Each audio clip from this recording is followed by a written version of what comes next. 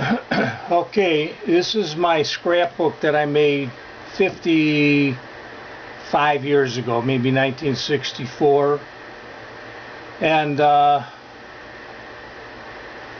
thought I'd show it to you. This is all of Harold Poole. I was in high school and obsessed with bodybuilding and lifting.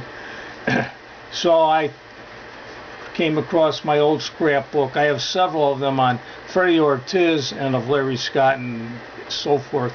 So here's Harold, and I think this muscle builder was February of '64, and I cut out the thing. And there's a picture here, but I cut it out and took it and put it in, posted it in my on a frame in my weight room. Okay. Sorry for the poor quality. Here's some weightlifting stuff, but it's really the back of this photo, which is, of course, there's Bob Benarski. But the one I'm going for is, here's Harold, one of the most fantastic guys you're ever going to see. And I got pages and pages of Harold, mostly out of Weeder mags, and this is hard to film because I'm putzing around here. Harold, as usual. Now all these are familiar to us guys who are from that vintage, and more Harold is because the whole book is Harold, right? My whole scrapbook, as I'm balancing it on my lap here. More Harold. Wish I had somebody to hold these pages for me. And we have Harold. And I think this is one of the first photos I noticed. He has a blotch on his upper arm. Hard to see. I thought it was a tattoo at first, but it's a skin blotch. Okay. Here we have Harold Poole. And here we have, what's he doing in this next one here?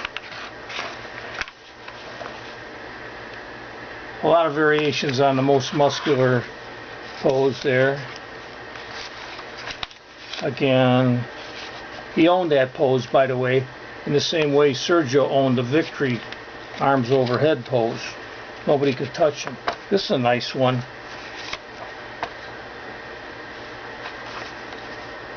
You know, he's hard as a rock. Look at his skin tone. I mean, he looks like Franco Colombo after 6 weeks in Hawaii. Here's sort of a rare front lat spread. And more.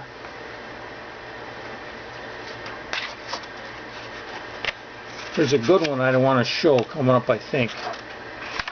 Now this one is, I consider, the greatest muscle pose ever taken of anybody. Look at the size of his calves. Look at, he has developed from his neck to his ankles, from nose to toes. You won't see that in other guys of that era. This was from 1964, this photo.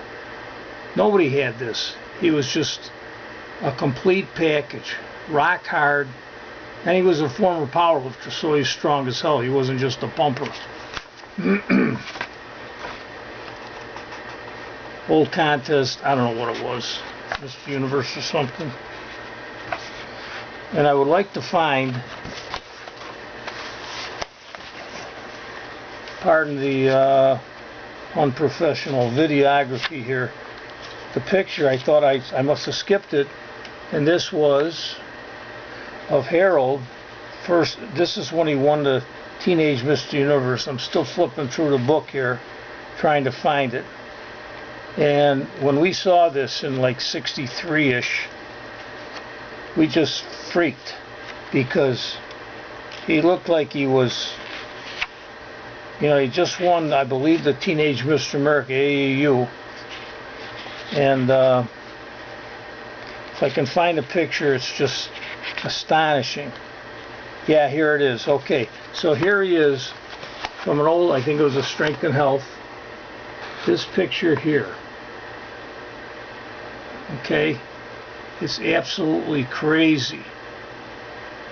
I'll leave it up there for a second so you can see how tremendous he was as a teenager. He had everything. He wasn't just some guy with big arms and pecs.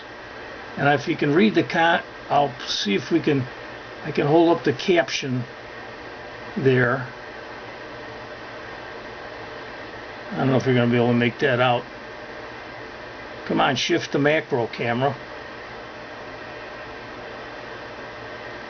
Maybe it won't do it. But basically, let me read it to you. It says, the latest title to be annexed by teenage bodybuilding sensation Harold Poole is that of Mr. Northern Indiana. Prestigiously won titles include Mr. Indiana, Mr. Mid-States, Midwest Section Division Junior. He placed fourth in last year's Mr. America, the highest standing ever won by a boy of 17, and the Mr. America is fourth. The Indianapolis, Indiana youngster will be a top contender for this year's major titles. Beautiful Maria Estrell presented the trophy. I mean, just look at that. I know this may mean nothing to young kiddies, dilettantes, beginners, newbies, but you're looking at bodybuilding royalty, icon. So that's it for this scrapbook. I have others. This is what you call a visit to Terry's obsessive compulsive bodybuilding shrine.